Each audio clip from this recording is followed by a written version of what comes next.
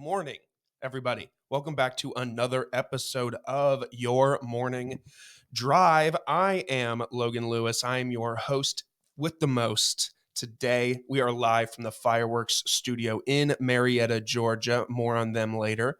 Before we get into everything today, if you enjoy what I'm doing here, please make sure you send this to one friend that needs this show to start their day. One coworker, your supervisor, their supervisor, your parents, your siblings, an ex-boyfriend, an ex-girlfriend. Send it to one person that needs this to start their day. You can find you can find me on Apple Podcasts and Spotify to listen. If you want to watch, it's available on YouTube in full as well. If you want to support more than just watching, you can follow along on Instagram and TikTok, where you get clips and show updates, announcements, all of the things. Like I said a second ago, I'm super excited to have Fireworks Co-working hosting us today. They are a creative co-working space focused on supporting the local community and uplifting creative entrepreneurs. Get a free day pass with code DRIVE when you book a room with them to join this vibrant network. If you're working from home and you're sick of it and you live, kind of in the metro Atlanta area and you want a change of pace, you can come to Fireworks and hang out. They've got a great staff. They've got great members. They've got great benefits. They're always doing something. They're always involved in the community. So it's a good place to, if you're starting a small business, if you're an entrepreneur, if you're a creative, it's a great place to plant your roots and to grow. So again, code DRIVE when you check out with them, or if you come by and take a tour, let them know that you were referred by Logan or Your Morning Drive or anything in between, and they will hook you up with those benefits. Also, shout out to the newest partner of the show, Good Days Canned Cocktails. Good Days are a classic cocktail brand created in a convenient, ready-to-drink format to meet the need for a quality pre-mixed cocktail on any occasion. The summer is here and good days are ahead. Be the first to try out their canned cocktails by visiting drinkgooddays.com/pages/find us to find a store near you selling their drinks. Of course, you must be 21 years or older to drink. My guest today is the epitome of resilience.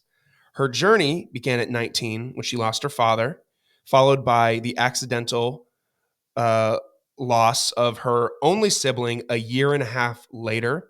In the span of a few years, she also endured losses of several other family members due to several different circumstances. Despite these profound losses, she turned her grief into motivation. She started her own podcast to share her experiences with anxiety, depression, PTSD, and others. Each episode explores her journey through grief and features sometimes guests who offer their expertise on the subjects as well. Please welcome Jessi Lestelle. Hi. Hello. What a somber intro, right? It's like I forgot that was my life. Right? Yeah. Your head went down, and I was like, "Damn, this is hitting." Yeah. I was like, "Oh shit, is he talking about me?" Yeah. Sorry. Are we allowed No, to cuss? you can cuss. You can cuss. You can say whatever you want. I'll try to keep it down, but yeah. Thank you so much for having me. I am really excited to speak to your audience and also kind of remember why I got into doing this. And I'm really excited to talk. Yeah. Figure this out. Yeah. On your drive. So you were saying on when you first sat down that you're like, I'm having all this imposter syndrome. Why? Yeah. So I really loved my podcast, and I have commitment issues and ended up kind of taking a break from it. I wouldn't say it was really a commitment issue, but it was more of just not having space for the listeners and the people that reached out because I was still going through my own stuff. So I took a pretty long break from it. And so now I'm like, oh, what do I have to offer? Like it's been, I don't know, 3 years since I started it. And I'm like, do I really have anything to offer? And I'm like, well, this is my story. So there it is. And that's the main point that, so many people I sit down with, part of the benefit of doing this is I'm not a super famous person. I'm not a celebrity. I'm not sitting down with, Katy Perry or Theo Vaughn Theo. or anybody in between. I'm sitting down with everyday people. Yeah. For the most part, every once in a while I'll get like an influential person, but for the most part, it's just everyday people like you and me.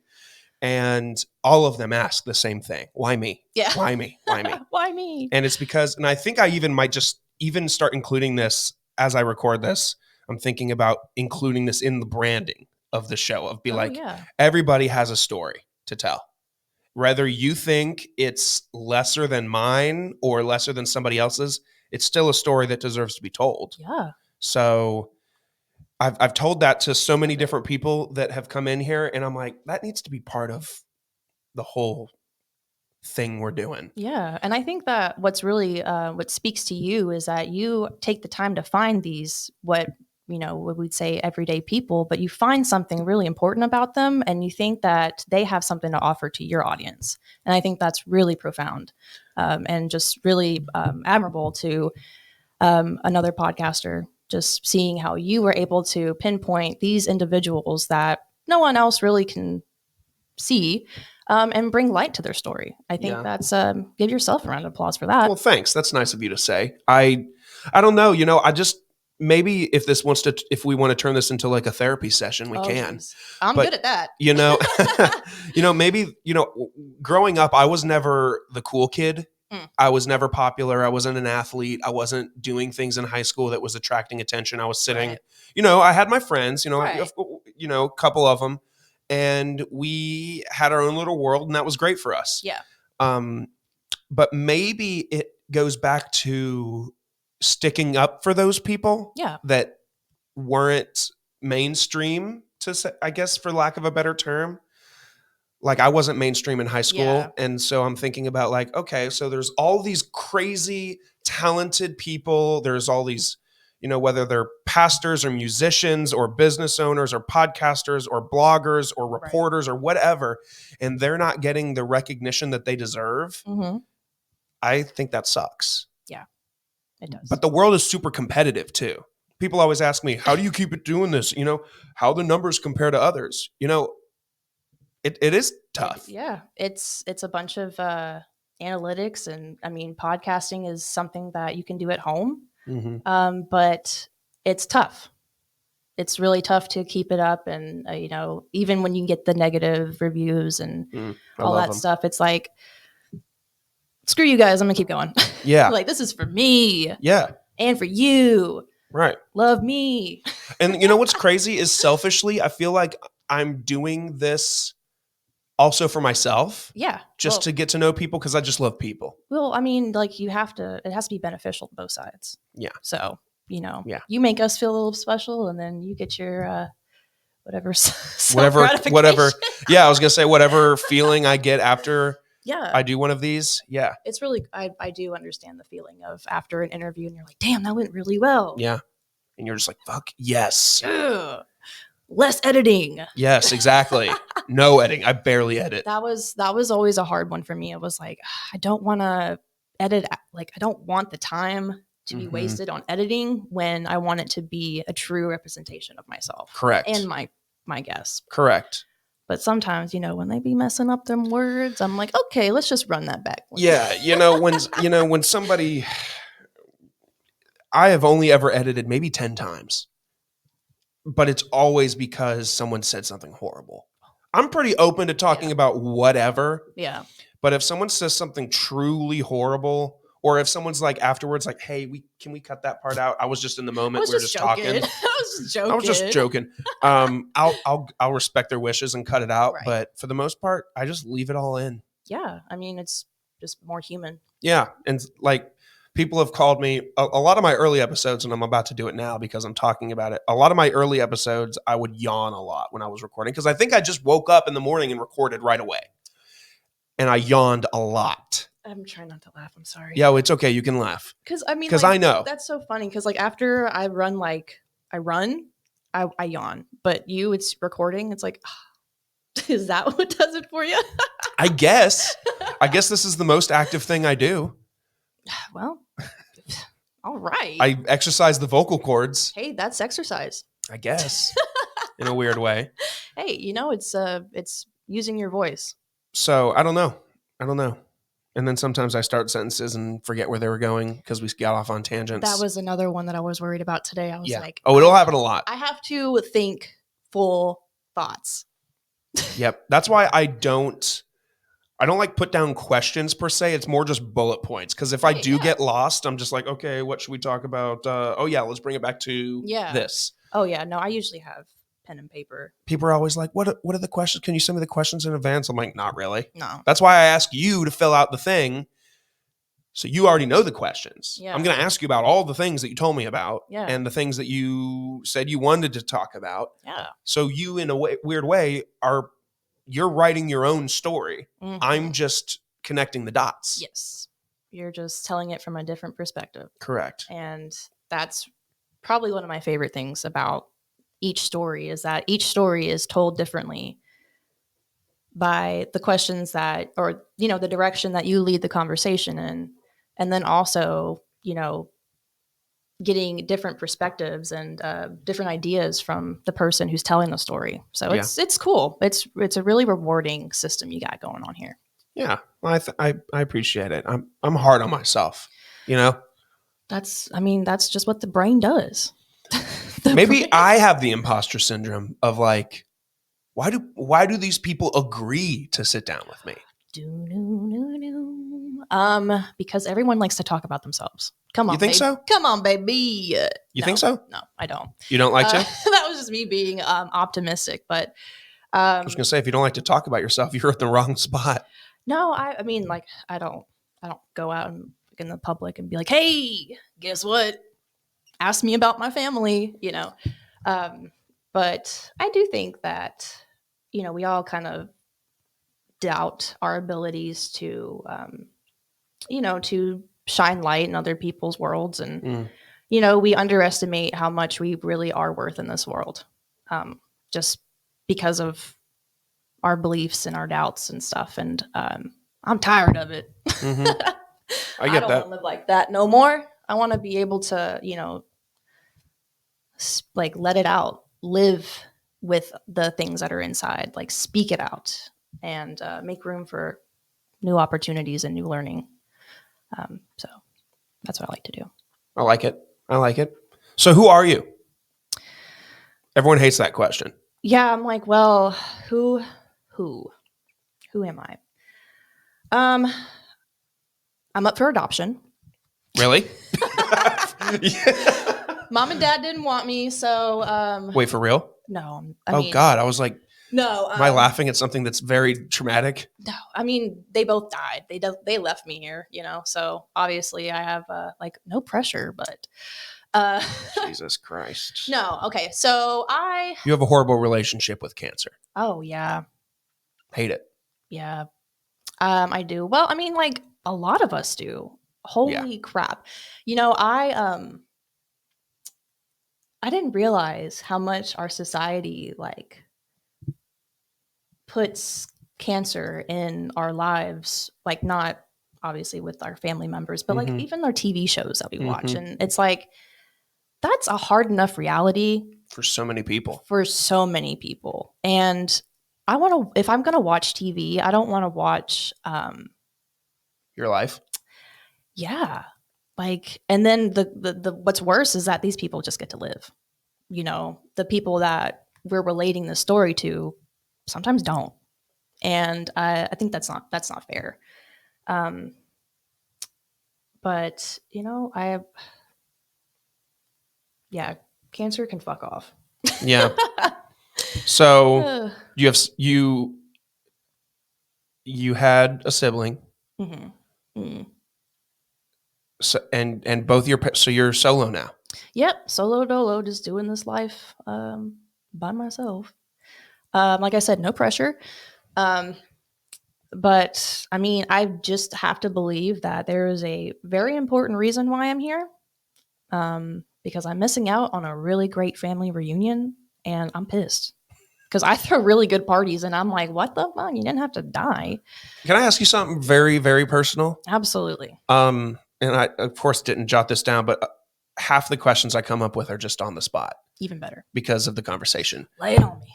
It's really intense.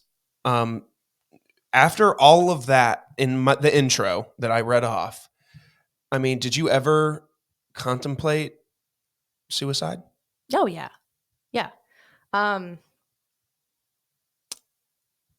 Yeah. After I lost my brother, that's when I lost like my identity. All hope.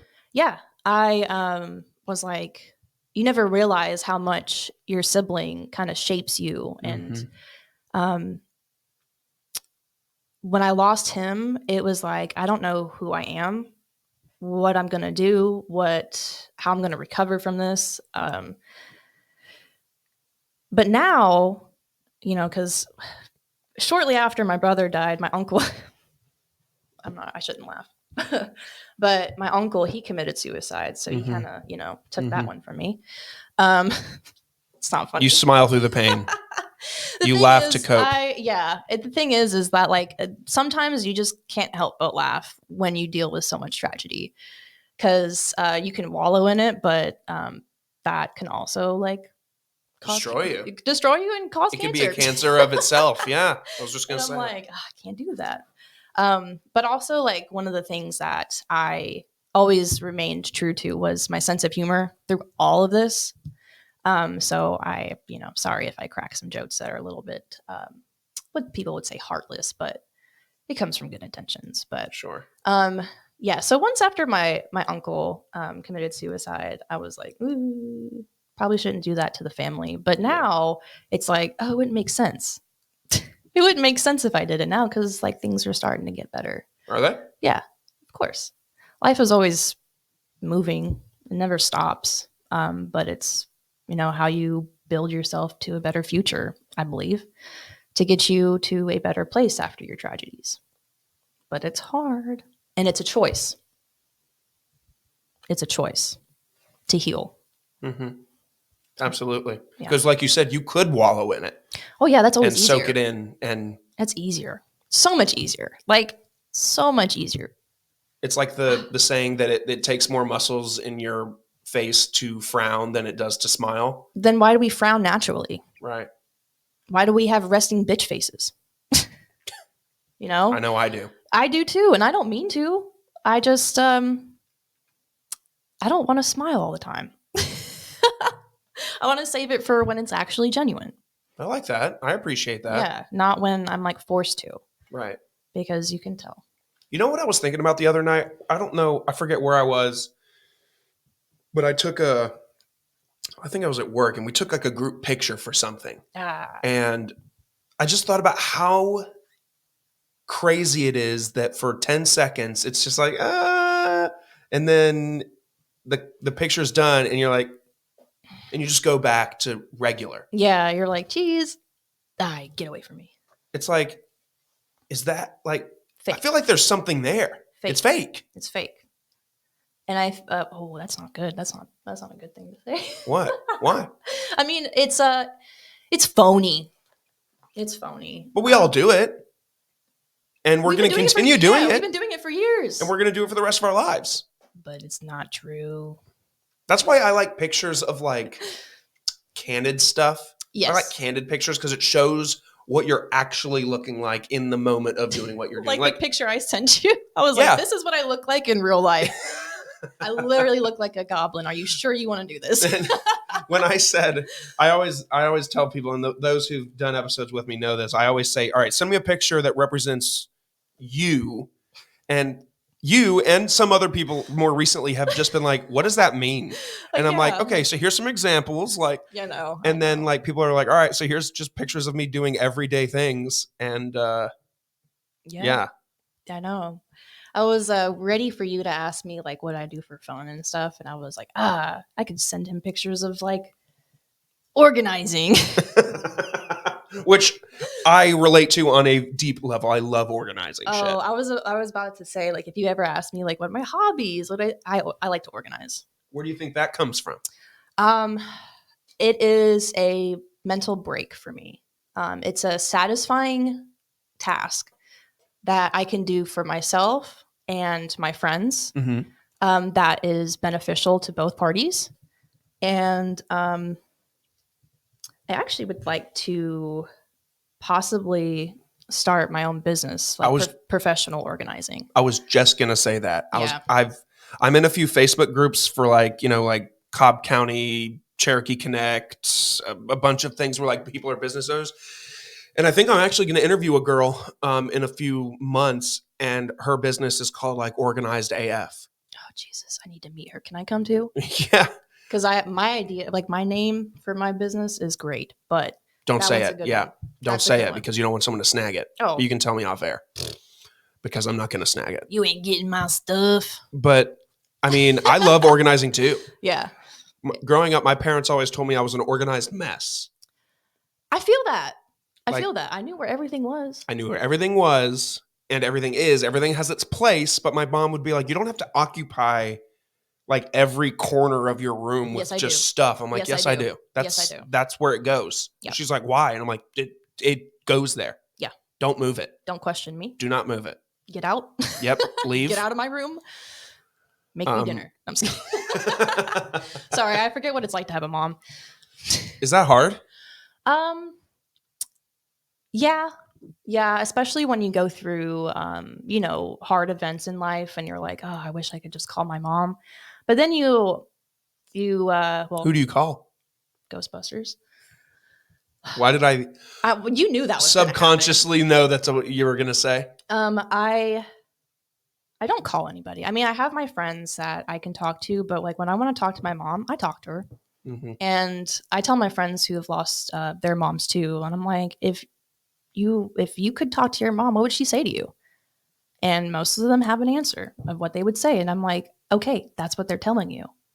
Wow. Don't just think that you're thinking that in your head. Like you believe it. You know them and you can hear them if you let them.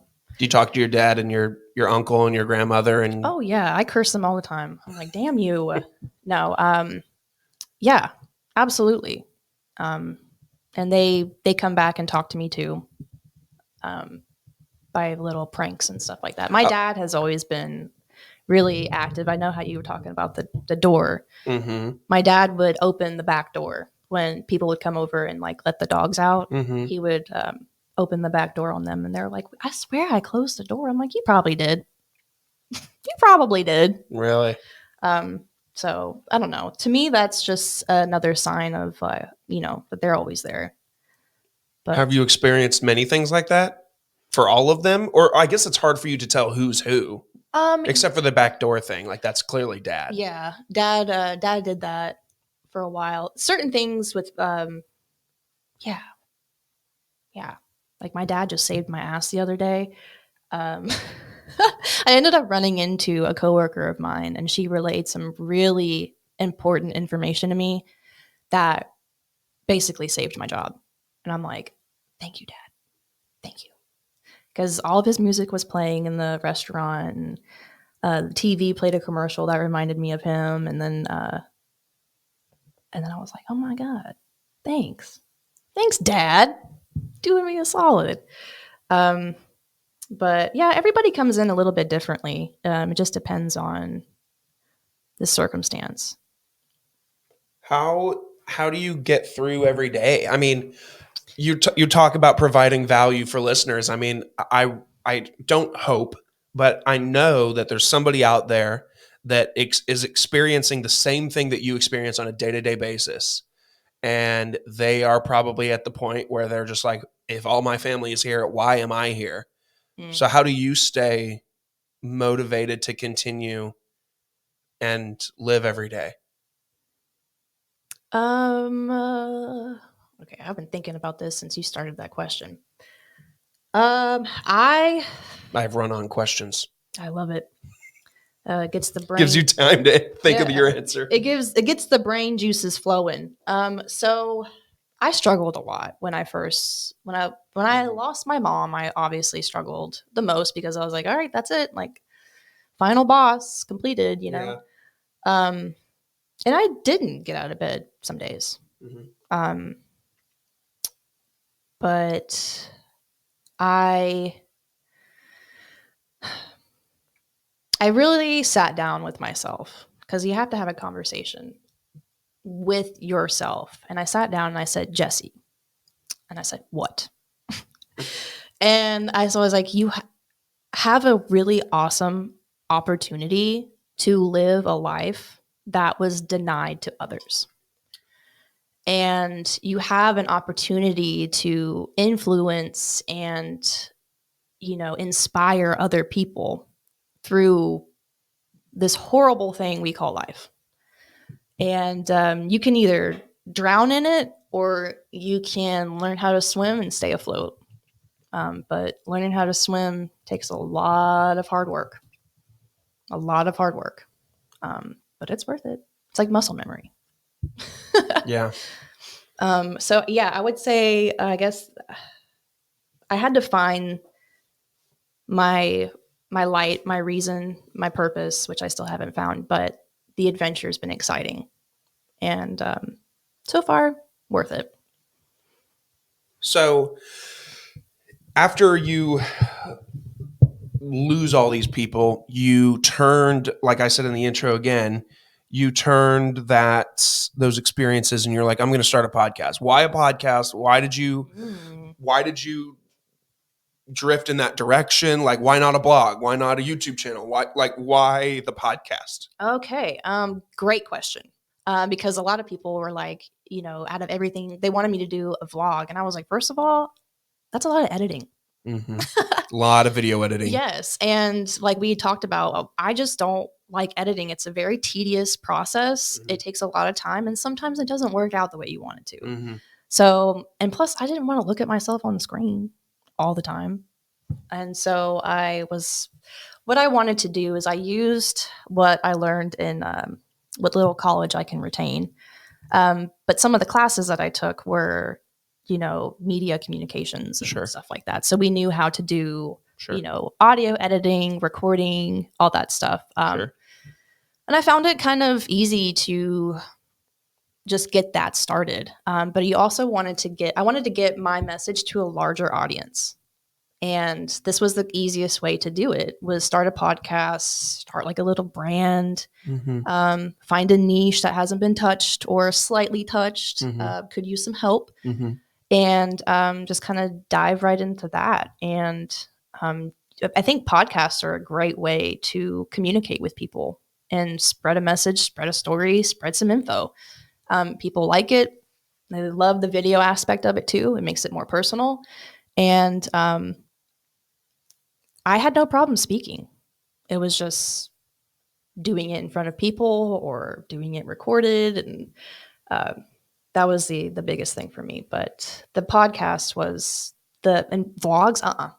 So I cheated in keyboarding class and I didn't deserve that A that I got. So it's like I could sit there and type, but you're going to be hearing that backspace a lot. Oh, yeah. You just hear, and then hear. Yeah. And it's like, good thing I have Grammarly, you know? Right. But yeah, I thought about doing like a blog, but yeah, typing is more exhausting than speaking. And maybe this is a sign of just getting older, but the sound of typing weirdly puts me to sleep. Like keyboard clicks. I love it. I love it. God, it's like the ASMR part of it. It's just, God, it's just mesmerizing. I love it. So sometimes if I really, really, really can't sleep, I'll turn on YouTube videos of people typing. Oh. And I hear the keyboard clicks and it puts me to sleep. You heard that? Like that. Oh man, I went through a phase where I listened to like ASMR videos every night before bed.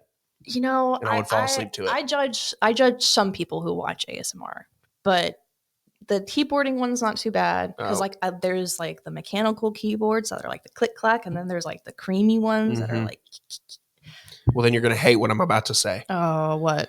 Is I went through a long phase of ASMR videos where I would just listen to people eat. Yeah, that's the one. I'm gonna have to leave. Yeah, that's okay.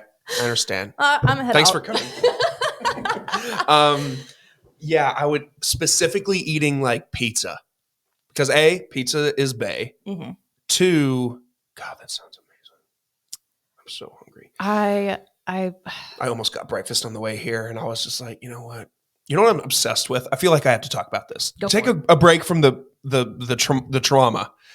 I'm obsessed with. And traditionally, I'm not a breakfast guy. I usually wake up, skip breakfast. I'll have coffee, or an energy drink or something, but I just go straight to lunch. Bro, an energy drink in the morning? I never got that. Sometimes. What kind? Like a Celsius or like a Monster? Neither. Like Ghost.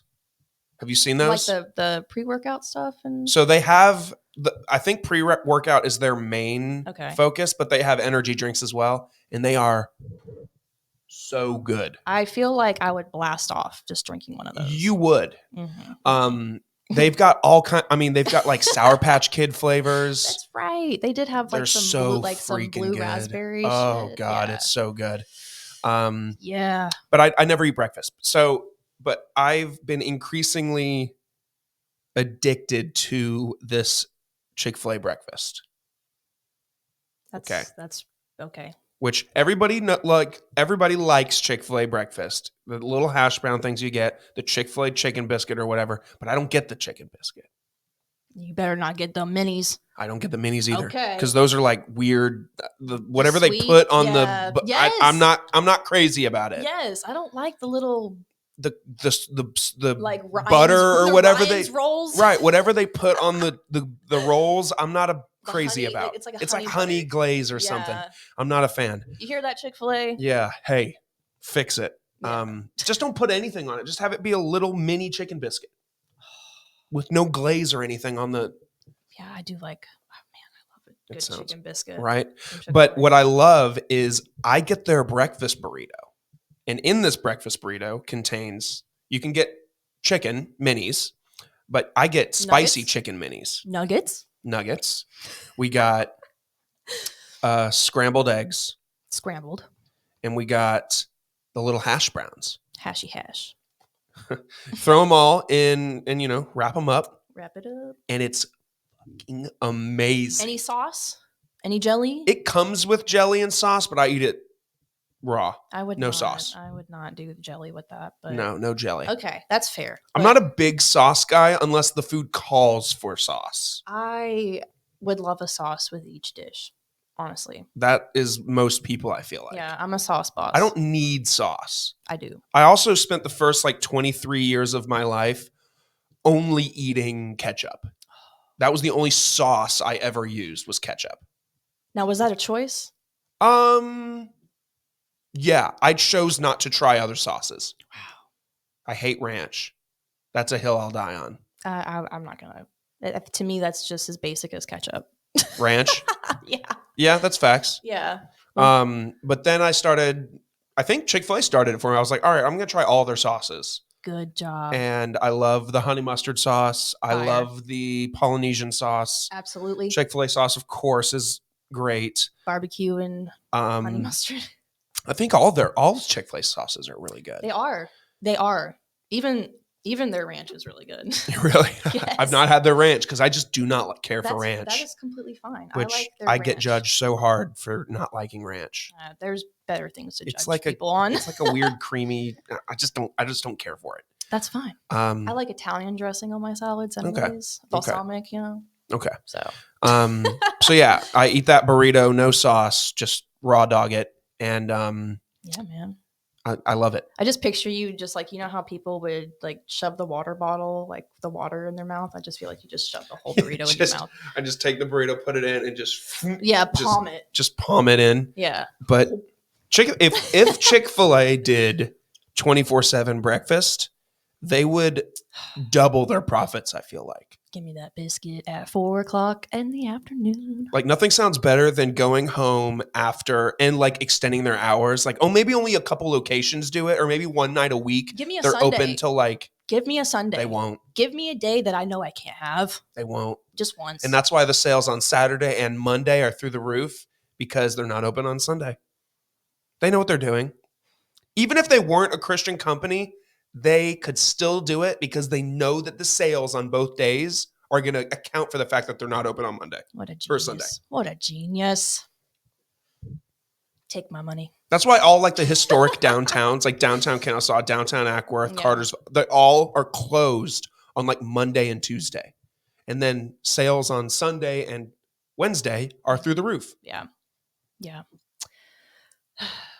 It's a genius marketing idea. It pisses me off as a consumer, but Oh, absolutely. But I'm so addicted to that Chick-fil-A breakfast, and I completely forget why we got here. ASMR eating. Yes. I even debated starting an ASMR podcast at one point and just eating on the mic. You were so funny. I would watch this. It was ASMR eating, but it was just this person's mouth, and they would put like googly eyes on the nose. And I don't remember. I don't know, but it was just the mouth, and it looked like a little face, and then everything else was black except the food. And to me, that was kind of interesting because the little face would be like, or the little mouth would have like little expressions. But I'll have to show you. Yeah, I need to see the. Was the video just zoomed in on the mouth? It was like basically as big as this, Mhm. and all you could see is the mouth with the googly eyes, and then the plate with food. And it was usually like noodles. I or would be something. so self-conscious about like my teeth. I don't know what this person looks like. It is literally like some green screen, but it's black, and all you see is the mouth and Wow. the googly eyes, and it's just Wow. great. It's really great. That's some crazy editing they're doing. Just cropping out everything but the mouth, probably. You know, those little Asian girls be doing some crazy stuff. With the ASMR eating, like I've seen them eat like a whole lobster, like just like bite into the head of a lobster, and I'm like, you really didn't have to do that. That was very unnecessary. Mm-hmm. But Subscribe. I support it. Yep.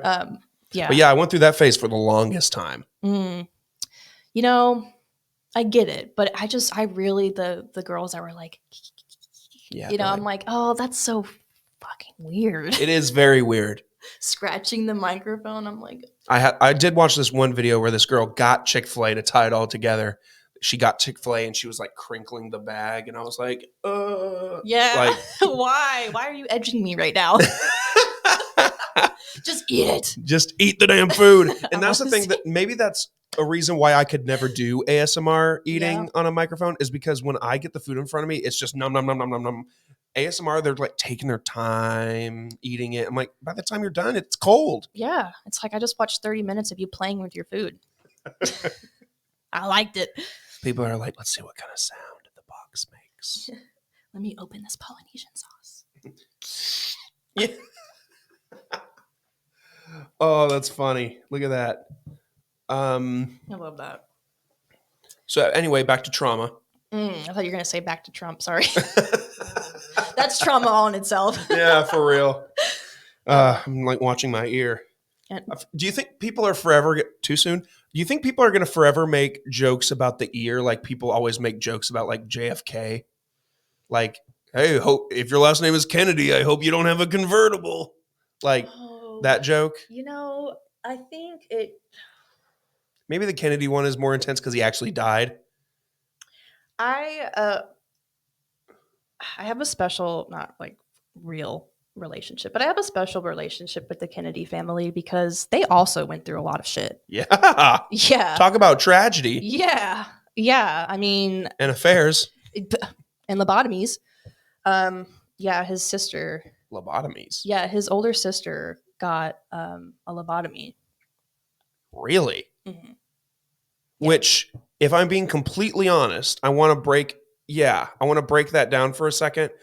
For those of you who don't know, and I might fall into that category, a lobotomy is where you take the ice pick, right? And you put it underneath the eye and then you hammer it, but it's supposed to do what?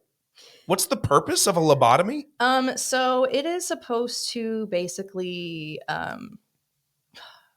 what's the purpose of it? I mean, see, I looked up the wrong thing. Delusion?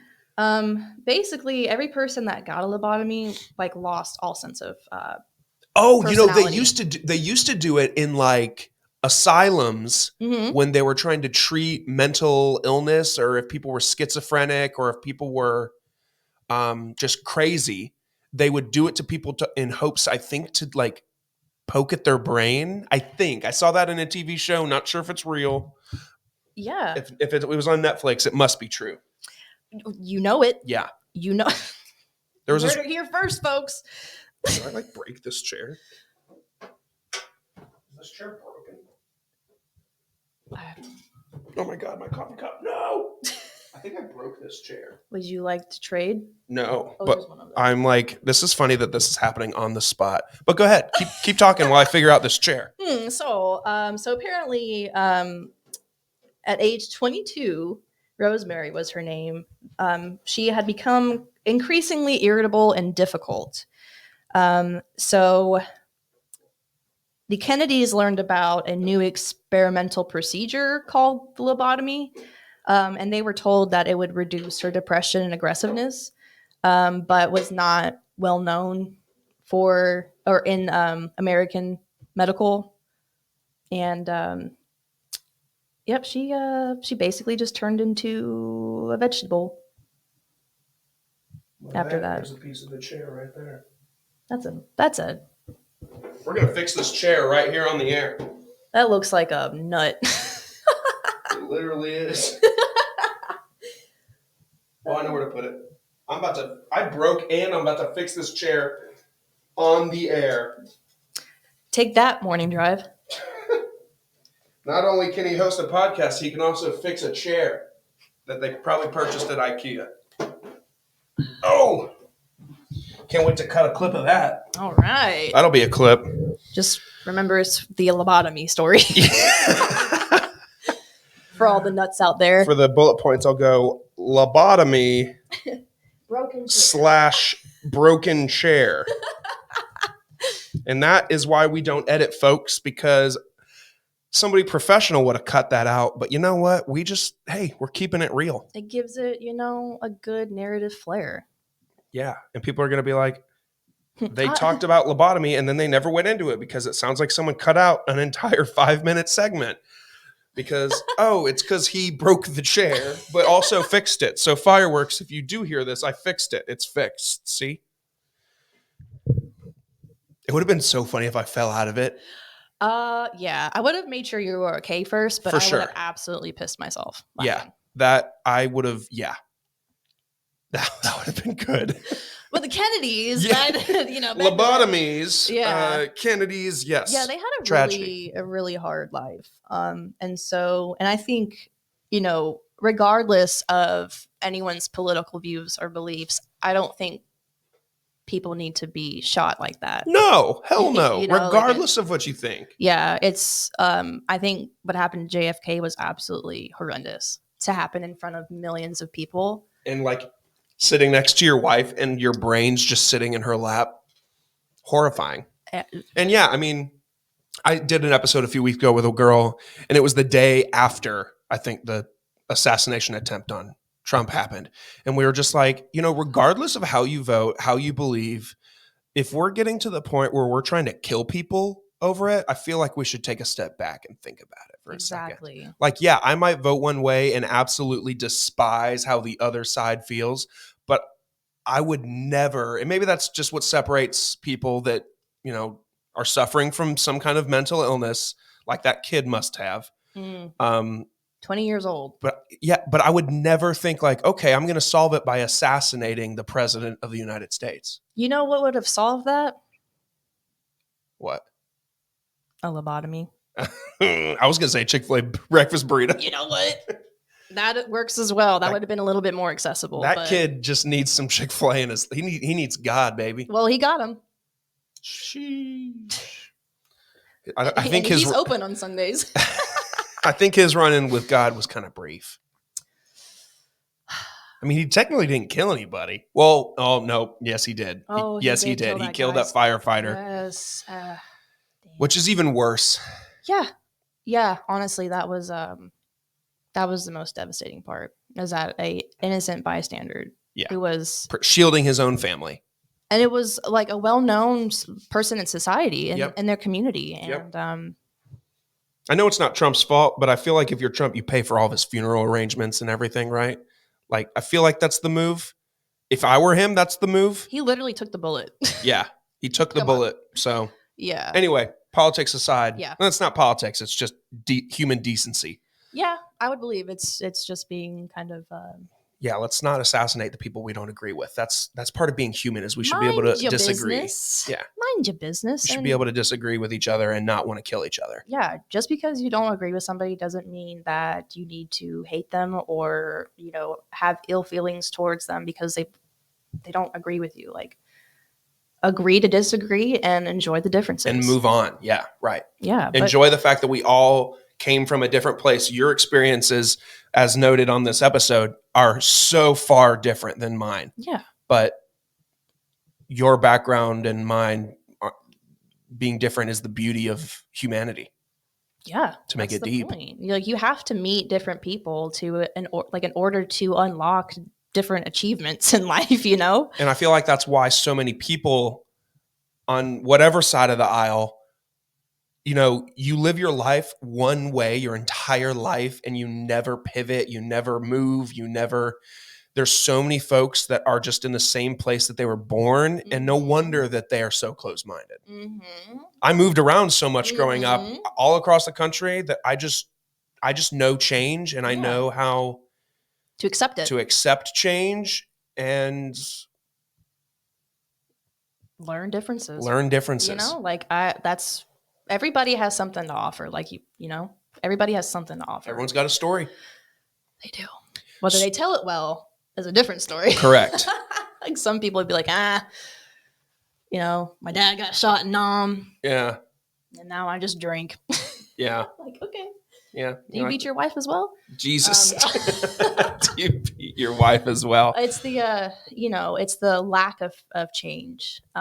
The being comfortable in misery. It's like, that makes me so upset when people want to sit there and pass judgment because someone else is doing something different, but you never explored a different avenue in your life. And that was a choice. Correct. That was an absolute choice.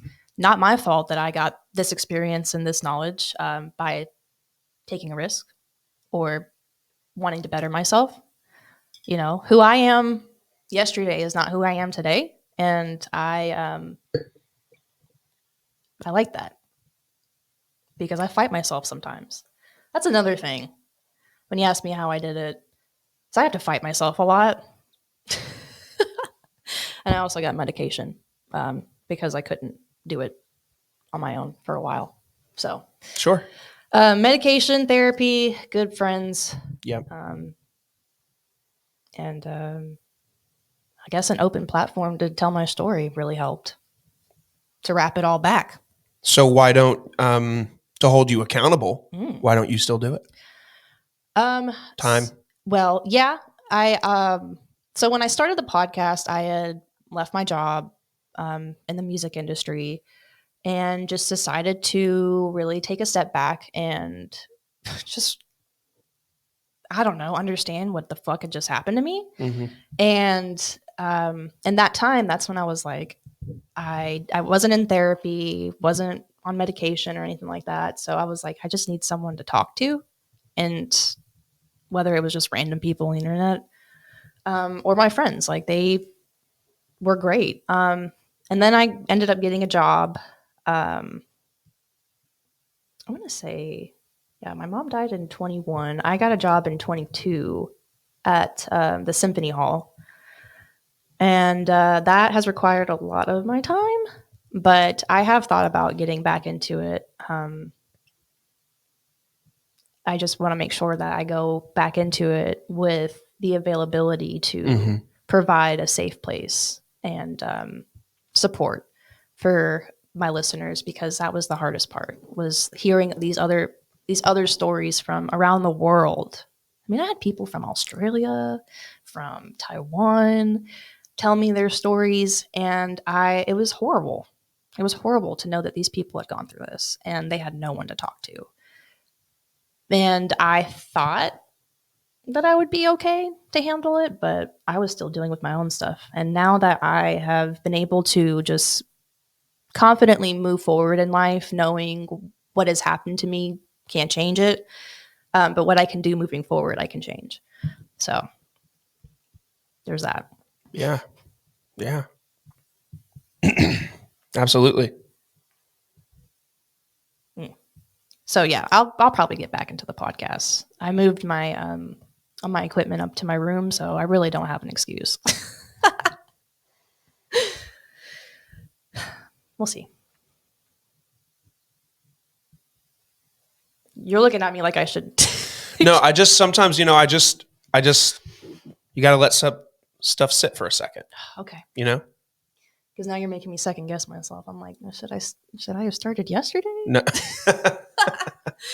No, I mean, everyone's on their own path. I mean, yeah. So you quit. You mentioned that you quit your job in the music industry. What was that job? So I worked for an artist. Okay. And I worked in his management. Is it someone I know? I don't know. His name was Jesse James Dupree. Okay. He is the lead singer of Jackal, and he was also on the Full Throttle Saloon show. Sounds familiar. I feel like I've heard his name before. Yeah, let me show you a picture. Okay. Yeah, but it was also kind of difficult working for another Jesse while being a Jesse. Yeah. Because people would ask for Jesse, and they would hand the phone to me, and I'm like, no one wants to talk to me. No one wants to talk to me. They want to talk to him. So what did you do for this person? What didn't I do? I'm trying to find a good picture. So he has like 4 or 5 different businesses going on. Okay. He still has Full Throttle Saloon up in, where they have the big bike fest or bike week or whatever. Where's that at? Full Throttle Saloon. Yeah. Okay, let me see. Where's that at? Sturgis. That's what the word is. Oh, okay. Sturgis. Sturgis, South Dakota. Yeah. So Full Throttle Saloon, he still owns that with Michael Ballard. But they were on the show. But he also had his own liquor, Jesse James Spirits. He had his own recording studio that he rented out. And oh, yeah, I know this guy. Yeah. I don't know him, but I've seen him. Yeah. He was a cool cat. So why'd you decide to leave? If you don't mind. Yeah, no. The best way I can describe it is in this industry, the music and entertainment industry, it never stops. Mm-hmm. It never stops, yeah. And it will never stop. It's a 24-hour business. Mm-hmm. And when I lost my mom, I just was like, I can't move this fast anymore. And so I just had to politely remove myself because I knew my limits and sure his expectations. And was that okay with him? No. It had to be. It had to be because there wasn't really any option. Yeah. You were doing what's best for you. Yeah. Yeah. And I needed to just reevaluate everything. So I had saved up enough money to just kind of live off of what I had, mm-hmm. And just kind of explore what life had to offer at that point after everything was taken away from me. So that's who I worked for. And then now you're at the Symphony Hall. Symphony Hall. So I work for the Atlanta Symphony, but I don't do anything really with the classical side. Uh-huh. So I work more on the presenting side of the hall as a whole venue. Yeah. So anytime that the orchestra isn't using the hall, we rent it out for other shows and other productions. And I manage those. And then sometimes we have shows with the orchestra, like we do our movie and concerts where we have like Star Wars playing with the symphony. Sure. We have Ghostbusters coming up as well. That sounds fun. I'd love to come to one of those. Yeah, Final Fantasy's coming. 7, they're doing that. Like the video game? Yeah. So someone's going to play the game. So and it's not going to be. I wish someone would play the game live. That'd be so cool. That's what I would really like. Just to get see. someone that really knows how to play the freaking game, and then the symphony's just playing with them. That'd be so badass. Yeah, it would be really cool, but whew, that'd be tough on the symphony to play. Oh, for sure. And guess, what's coming up. Oh, true. But I'm really excited about that one. But yeah, we have, those are shows that we deal with we have John Legend. Really? Mm-hmm. In September, we have John Legend, and he's playing with the symphony. That's incredible. It's pretty cool. So that's what I do now, and I really enjoy it, but it does take a lot of my time. Wow. I'm intrigued to hear more about these. I'm a huge movie nerd. I love movies and shit. Oh. So, I mean, okay. To be able to, I need to do more research and figure out when more of these movie things are happening. Yeah. I would love to invite you to one of them. I would love to come.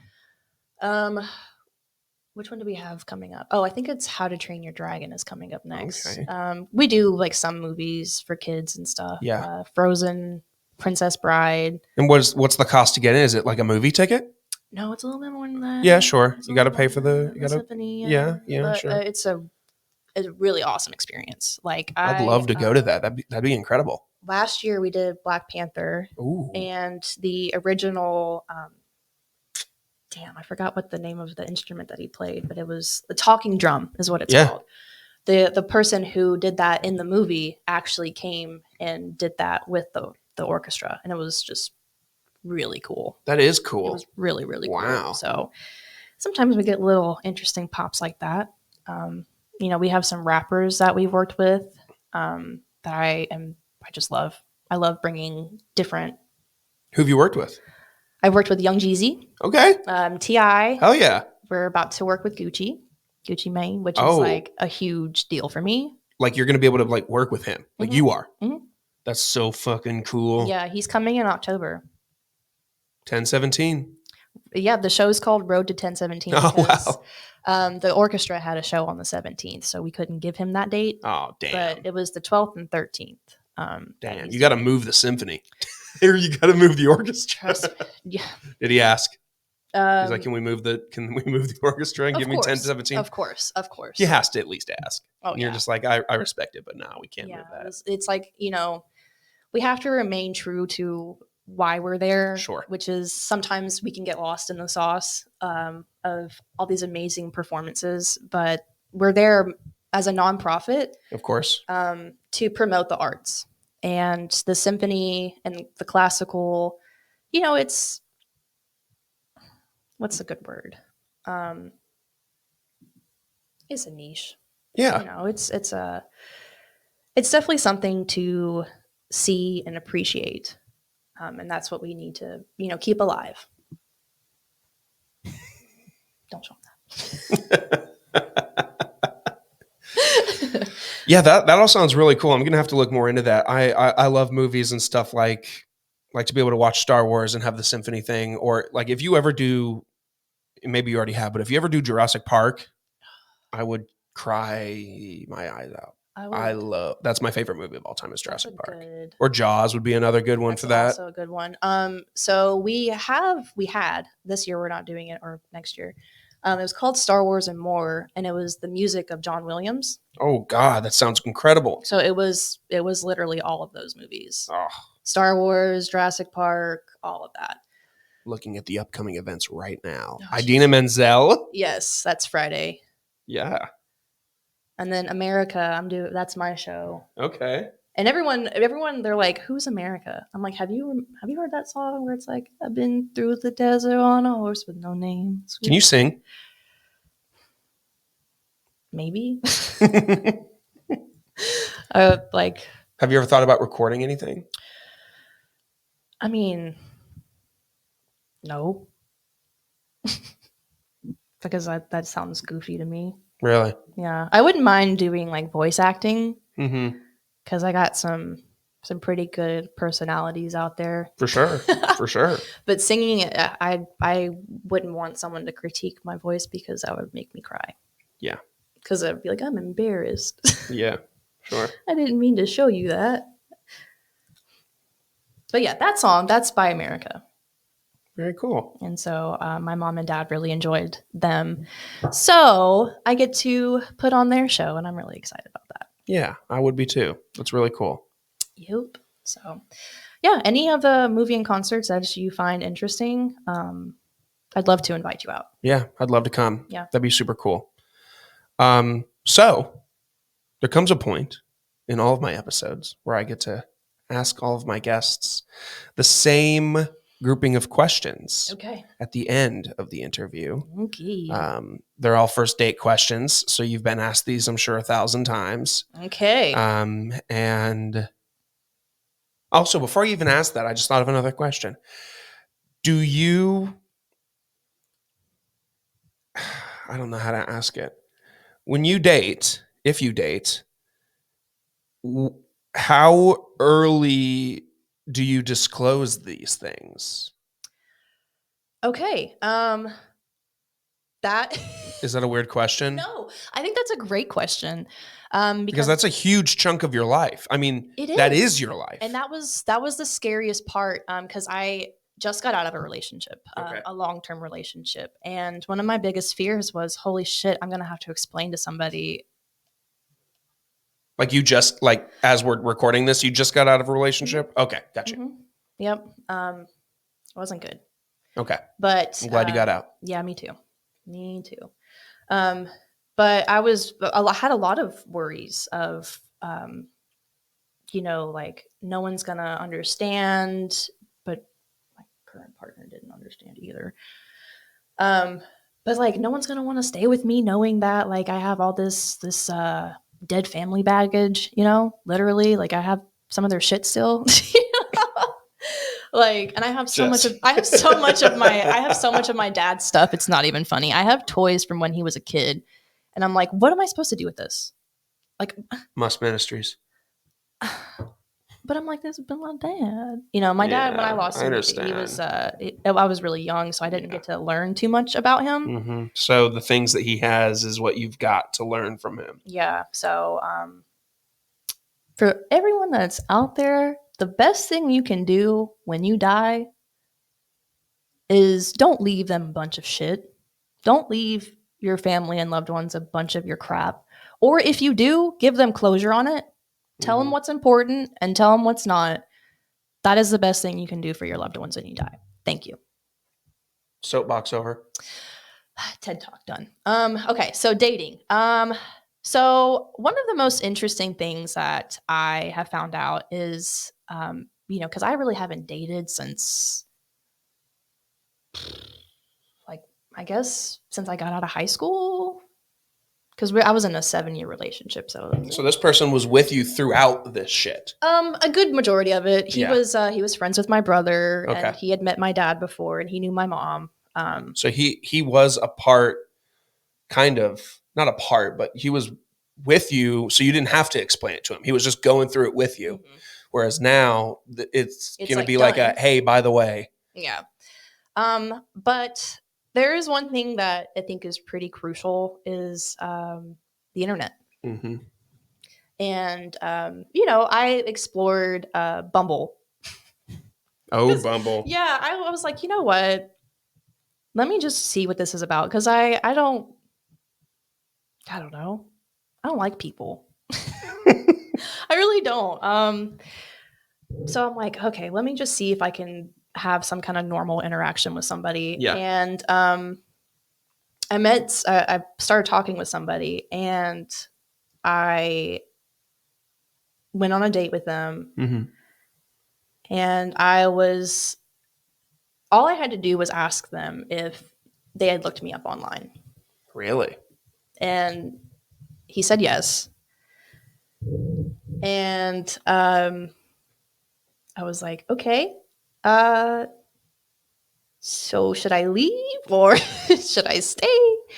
And this guy just happened to have a best friend who lost her parents in a drunk driving accident. Okay. Which gave him a pretty good perspective on how to handle my situation. Sure. So that really helped ease the worry, but also that's my story. And if it's like, it's not a part of my personality. That's another thing. Your trauma is not a part of your personality. It's not. And if it is, people are going to start getting upset with you. Because you only get like a certain amount of buffer when it comes to Right. feeling sorry for yourself Right. and all that stuff. Because you're allowed to have boundaries. Let's just say that. You're allowed to have boundaries. And if somebody is complaining to you about a problem that they can easily fix themselves, or they keep putting themselves in that situation to cause a problem, you get 6 months. 6 months until I tell you, get over it. Nope. I do not want to talk about this with you anymore. I love you and I will support you through this journey, but I can no longer let you sit in sorrow with me. Like, we either need to shit or get off the pot. Right. So 6 months. And I think that's fair. Because you need to have boundaries for yourself. Because you can't just always have a friend that's like, oh, I want to die. Life is so bad. It's like, yeah, it gets exhausting. Yeah. It's like, yeah, I get it. What are you doing about it? Right. Nothing. Shut up. Yeah. So my story, yeah, it's who I am. It's part of who I continue to grow with. And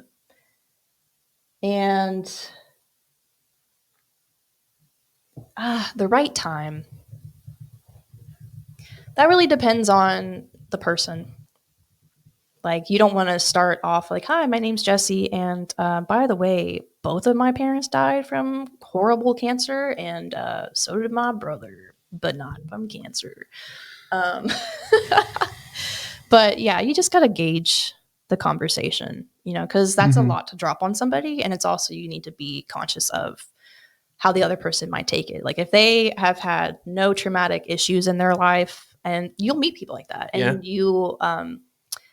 they're either super, empathetic, or they're ignorant. So, but usually empaths will understand, like, wow, that is a really horrible thing to happen to you.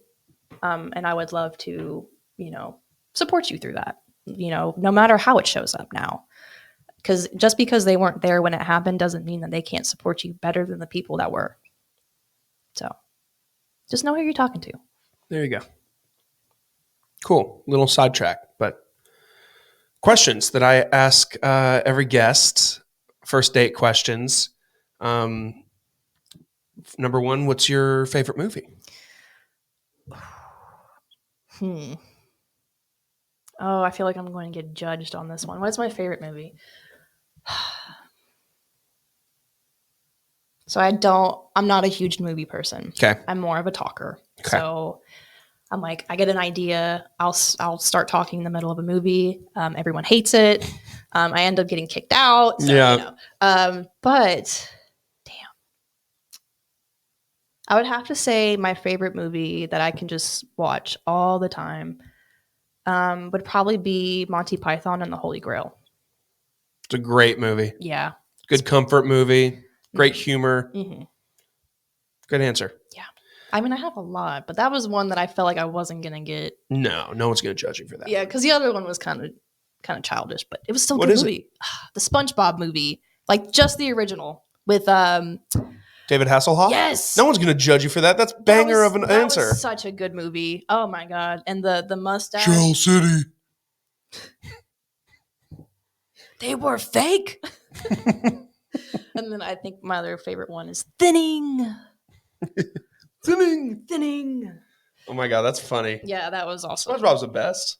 That was truly amazing. I still have the DVD. Hell yeah, that's a win. Same with the Monty Python. Yes, so that is Runaway. What was your first car? Given to me or that I bought? Great follow-up. Well, I wouldn't say given to me. I earned. Yeah, sure. What was your first car? Your first car ever? So I guess when I got my driver's license, we'll start there. I drove a It was so embarrassing, but I had to do what I had to do. It was a Chevy Aveo, and it was literally a death trap. But it was so good on gas. It had the roll down windows, Oh, and hell then yeah. and then my brother put a 15 sub in the back. Oh, hell and yeah. So So that thing just rattled. Oh yeah, oh yeah. So it was the best I had at the time, but it was good. It was cool. It's cool. It had a back seat and everything. Now my car doesn't have a back seat, so I'm like, kind of miss that. Very fun. Very fun. What is your dream job?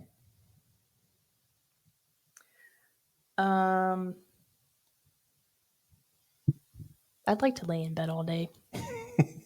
Same. Yeah, I would like, honestly, to be on a reality TV show, because then I would just have to walk around and say funny shit, which I already do, and then I'd make money off of it. That sounds like a really good goal. We should make that happen. I would never do that. Because who would be on the show with me? I'll do it. Oh, that's fine. That's fair. Yeah. I'm like, mom, dad, brother? No? Okay. Guess just me. Do you have any allergies? I ain't no bitch.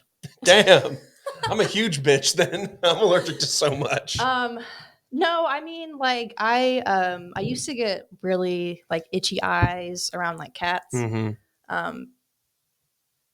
No, I'm not allergic to poison ivy. I really. You ain't no bitch. I ain't no bitch. All right, good answer. Rank these 3 dips. You get salsa, queso, and guac. Favorite to least favorite. Oh man, it depends on the salsa. 'Cause if it's like, oh shit. Do you like chunky salsa or do you like liquid salsa? I'm a liquid salsa guy. I like it to be spicy. Okay.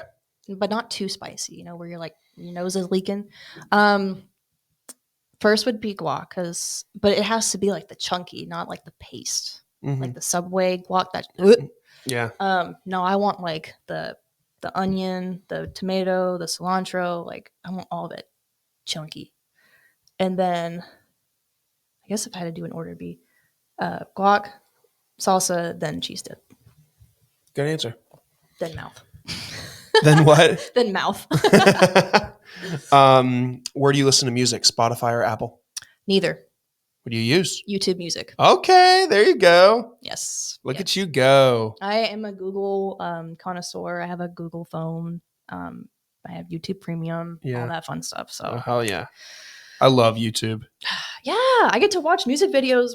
That's an option. That's an option on my shit. So I want to like Spotify. I really do. But Apple Music is out of the question. You get to organize a music festival. Who are your 3 headliners? Holy shit. Okay. What kind of laugh was that? That was a very interesting. Yeah, it's like my evil laugh. So I'm really big into electronic music. Okay. So one of my headliners would be Destroyed, which is a music group. It has Excision, KJ Saka, who is the drummer from Pendulum, and oh my god, what is he? Downlink. Okay. And they go and they have like some of the best stage like presence as an electronic artist. It's so fucking cool to see. But they also don't really do that anymore because Excision's pretty big with his music festival. But they're pretty much iconic to see. I could keep it a little mainstream, and I would love Calvin Harris. Okay, he's great. As a DJ set, he's incredible. We hear his music on the radio and stuff like that, and yeah, that's great. But live as a DJ, he's completely different. Just like Grizz. I don't know if you know who Grizz is. Yeah, I do. Absolutely. Grizz's music versus Grizz at music festivals or live, totally different. Really? And it's both just wonderful experiences. Okay. Because his music is very melodic, very jazzy, And his live sets are dirty, nasty, wompy, just great. Yeah. I guess I would include him because Okay. all the other ones I probably no one would know, like Destroyed. But I do believe Calvin Harris would be fucking great. And Grizz, he's not touring anymore, but he's just a great artist all around. Okay. Good stuff. Yeah. What does a self-care day look like for you? Self-care. Okay. Laying in bed. Facts. I like to listen to my music. Yep. That's the first thing I would do is I would turn on the music in the house. Okay. Get my birds chirping because I have birds. I like to sit and do puzzles. Okay. Just to kind of do some mindless tasking while thinking Sure. about things. And then maybe listening to like a Mel Robbins podcast. Okay. Love her. If you don't know who that is, she's great. She's like my mom. I'll look her up. Yeah, she tells me every day that she loves me. I would smoke some weed. Really? Yeah. That helps a lot. Just kind of Sure. take the ease. Take the edge off. Yeah. Not have to worry about so much. And clean up my space. Organize. Yeah.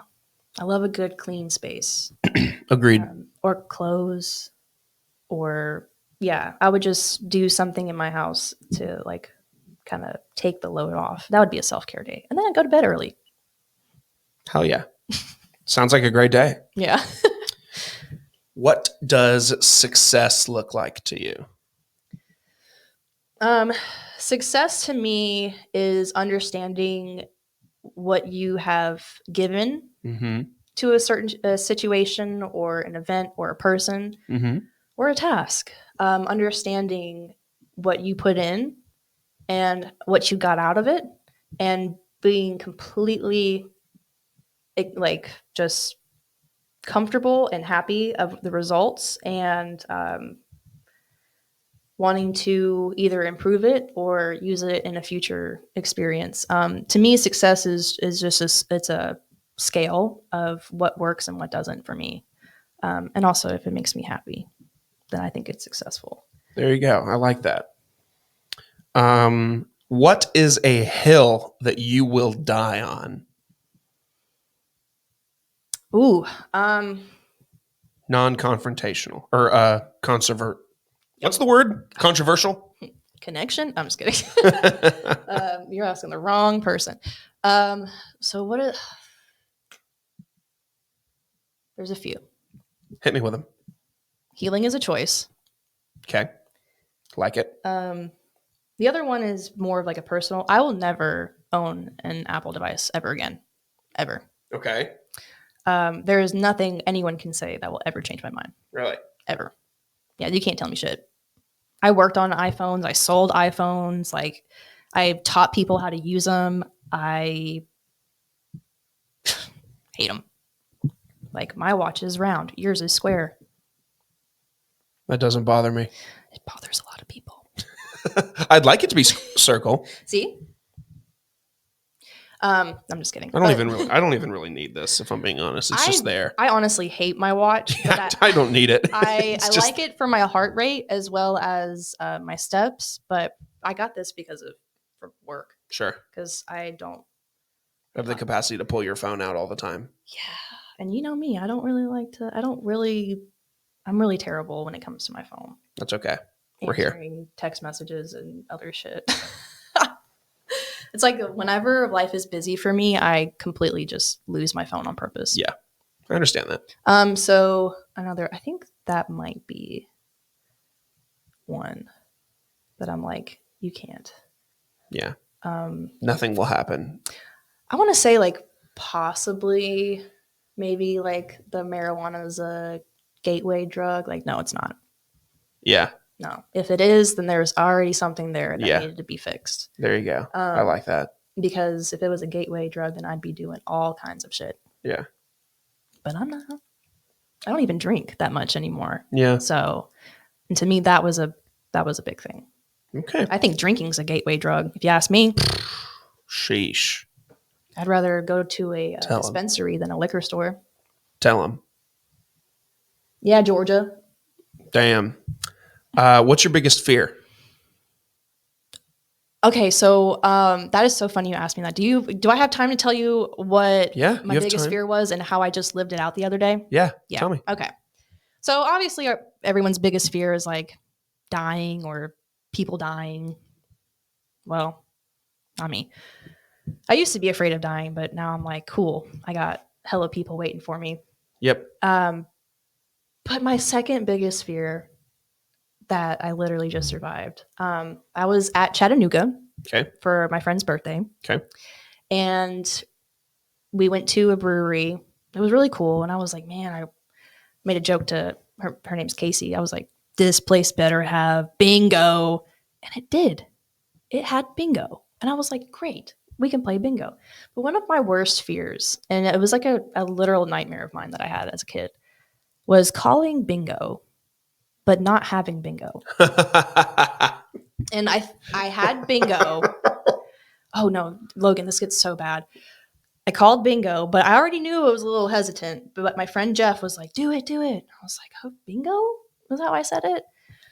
And then the lady, she reads off my first number, and the first number is not, it has not been called. Yeah. And so everyone in the entire brewery just yells, shame, and points at me. No. And I'm like, oh, this is bad. Oh, this is horrible. This is bad. And I'm like, don't cry. Oh no. I'm like, don't cry. Did you cry? No. Okay, good. I didn't, but I just was, I was like, all right, come on, play it up. And then I was like, I would like to go. Yeah. I would like to leave. Did you? We left shortly after that. Oh, yeah. That's fun. And they all thought it was funny. And I was like, no, that was something I literally had dreams about as a kid. And, but it wasn't, I didn't get the shame part. So that one was even worse. So the shame is the worst part. It was everybody in the whole entire brewery just pointed at me and said, shame. And I was like, what is this, Game of Thrones? I was like, what if I was suicidal? Damn. Like that would have done it. That would have been the moment. So at this point, what is my biggest fear? Not giving it my all. Like I've struggled with that and I'm working on it, but I would love to get to a point in my life where I give everything my all and it doesn't exhaust me and I get good results and I'm successful and I make money. There you go. Win, win, win. Yeah. Yeah, I'm not scared of snakes or spiders. Big spiders that are bigger than me, I'll square up with them. Yeah. For sure. Like I know you got 8 legs, but can you catch these hands? Man, I thought you were going to go on a story about freaking for the biggest fear one. I thought you were going to say like, I went to a brewery and I was going to get like kidnapped or something. Like I thought you were going there, but no, the bingo, that's fear. That was a pretty bad one. That is fear. Being kidnapped is not a big fear of mine because, what are you going to do with me? Like, cause I'm going to fight. Or I've watched too many shows to know how to escape. Correct. Like Forensic Files or like I Survived, that kind of shit. Mm-hmm. I got this. Yeah. You know how you're getting out. Yeah, I'm just going to kick him right in the nuts. Yeah, that'll do it. Mm-hmm. Every time. Speaking from a man's experience, that'll happen. That'll work. 60% of the time, it works every time. All right, Michael Scott. And then where do you see yourself in 10 years from today? Well, so I would be almost 50 because I'm 29. Right? Yeah. So no, that would be 40. Almost 40. I was about to be like, holy shit, how old are you? I know. Geez, how old am I? No, I'm 29. So when's your birthday? Math. May. Okay. It's on May 14th. Okay. I would like to be on my front porch, enjoying my life as it currently is, and reflecting on the past and how I have just made it to an age that I never thought I'd make it to. I never thought I'd make it this far. Not because I thought I would kill myself, but like I never planned for a future. Yeah. There you go. Yeah, never knew that one. Never planned for a future. I didn't even plan on going to college. Damn. Yeah. Here you are. Yeah. Yeah, here I am. Well, then I'll give you now this space to, if you want to promote anything, promote yourself, promote the symphony, I guess. I mean, anything you want to promote, I guess you can promote now. So I'm The not gonna, podcast, I guess. I'm not going to promote my podcast because there's nothing new on it. But I do want to just take this time to, really appreciate what you're doing, and how you're giving back to this community, and also making people more aware of the community and who's involved in it. I think that is really important to just spread awareness of so many awesome people that get overshadowed by, the higher ups in life that get the recognition that we all wish that we got. And you're sitting here doing that. So, your morning drive with Logan and Jessi. Catch us on this episode. Thank you for that. That was very nice. No, I do have some. I have a question for you. Yeah, please. So, have you lost anybody close? And this is a follow up, like a leading. Yeah, multi-part. I've lost a grandparent.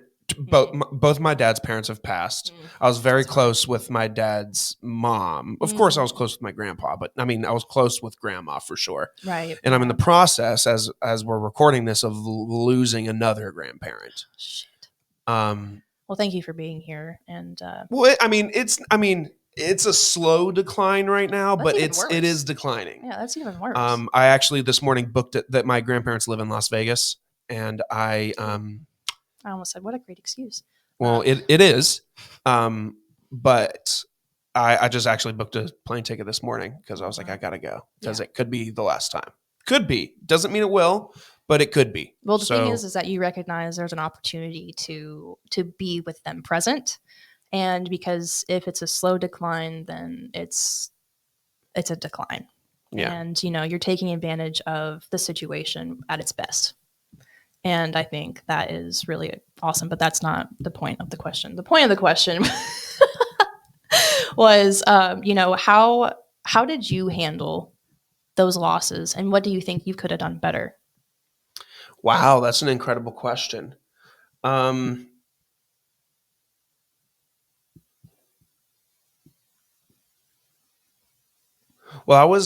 when grandma died, I was